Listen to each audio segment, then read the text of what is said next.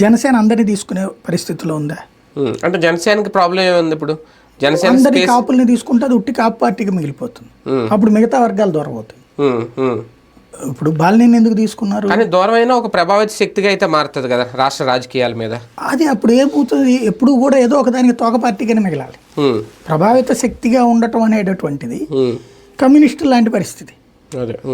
వాళ్ళ ఇంకోటి గెలవాలి కానీ వాళ్ళు గెలవరు.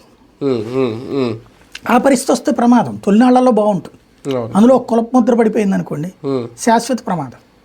టీడీపీ కూడా కమ్మ ముద్ర పడింది, అలాగే తెలుగుదేశం పార్టీ కమ్మ ముద్ర ఉట్టి కమ్మోళ్ళు ఓన్ చేసుకుంటారా దాన్ని? కానీ ఎక్కువ ఓన్ చేసుకునేది వాళ్ళే. కమ్మ సామాజిక వర్గం ఓన్ చేసుకుంటుంది, కానీ అందరినీ కలుపుకెళ్తుంది. ఇప్పుడు అట్లా ఉండాలి ఇక్కడ. ఇప్పుడు చెప్పినట్టు ఇవాళ తెలుగుదేశం పార్టీలో ఓ అచ్చెన్నాయుడు చెప్తాం, అయ్యన్న పాత్రుడు చెప్తాం, లేకపోతే పుట్టపర్తిలో ఆయన పేరు చెప్తాం. ఇట్లాగా అన్ని వర్గాలు ఉన్నాయి, బలమైనటువంటి స్థానాల్లో ఉన్నారు. ఇక్కడ చూస్తే ఇప్పటిదాకా కనబడేది ఇద్దరే, నాదెళ్ల మనోహరు, పవన్ కళ్యాణ్.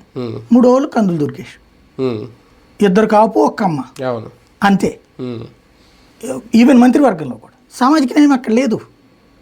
పైగా ఇప్పుడు మిగతా అన్నిట్లో కూడా అయ్యే పట్టుకొస్తే ఏంటి ఇంకక్కడ బయట లేదంటారా జనాల ముద్ర? కాపు పార్టీ అంటే జనసేన అనే ముద్ర ఇప్పుడు పడలేదు. ఇప్పుడు జగన్ రెడ్డి పార్టీ లేకపోతే ఇది రాజకీయ స్టేట్మెంట్కి బాగుంటుంది. నేను అనేది ఏంటంటే ఆ పదవులు ఇచ్చినప్పుడు